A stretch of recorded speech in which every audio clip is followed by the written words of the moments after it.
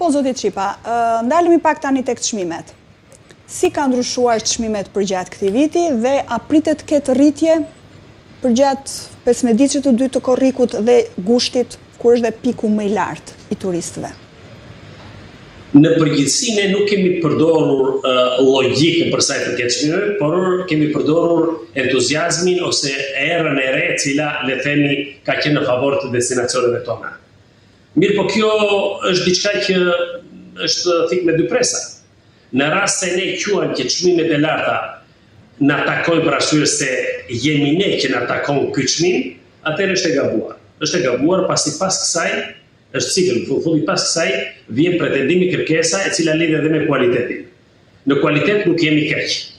Në shërbim jemi mesatar dhe ndoshta lëm për të dëshiruar në zona caktuara dhe subjekte caktuara, dhe shërbimi është ajo që ka quhet etaloni i cili i bashkëngjitet me dy zërat e mëparshëm. Po.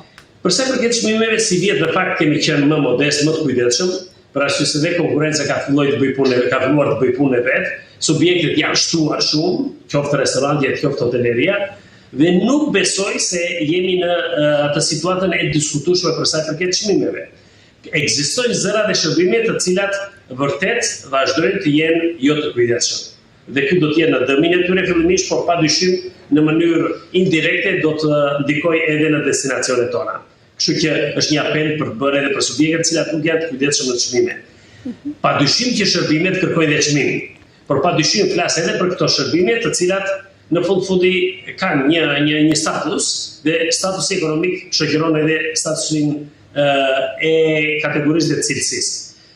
Besoj se gjatë muajve në vazhdim, duke filluar nga tani, do të ndodhë fenomeni i rritjes së çmimeve, ka një shpjegim pasi periudha e pikut sezonit kërkon dhe një rritje çmimeve dhe kjo lidhet pikërisht edhe me kërkesën, por përsjell një mesazh që të jetë kujdesshëm. Dhe them këtë për arsye se në këtë moment pritshmëritë në numër të turistëve janë më të larta madje nga viti i kaluar, por pritshmëritë në konsum nuk janë me ato që ne kemi pritur dhe po shohim në përgjithësi.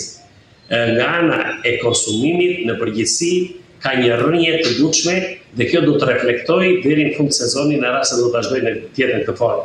Na intereson numri i lartë i turistëve. Dhe kjo përkthehet në konsum. Që ta kuptojmë, ka numër të lartë turistësh në Shqipëri, por çfarë nuk konsumojnë? Po. Është e konstatuar në hyrjet në aeroport, në portin e Sarandës, numri ishte rreth 20% më i lartë nga viti i kaluar. Pra nuk kemi mungesë turistash, por kemi kategori turistash të cilët i përkasin moshave të reja, nga natyra nuk janë konsumator, por edhe kur janë konsumator janë në një tipologji të veçantë dhe kjo lidhet më tepër me ato të jetës së natës ose me shërbime të detit të cilat janë të kufizuara. Nga momenti që nga një destinacion fillon prevalon mosha e re, kam theksuar dhe më parë, dhe këtë kam kaluar nën lëkurë në destinacionet ku unë jam rritur, atëherë kjo është një shenjë jo fort e mirë për një destinacion turistik. Dhe është e vërtet që moshat e reja prevalojnë, është e vërtet që moshat e mesme nuk tregojnë preferencë ndaj destinacioneve të vendit, por kanë një qasje për të dalë jashtë Shqipërisë për pushimet e tyre, dhe moshat e treta janë ato të cilat janë konsumatore, por moshat e treta tashmë kanë kërkesa të natyrës ndryshme dhe gjejnë destinacione ku veç çmimet janë më ekonomike dhe më të logjikshme.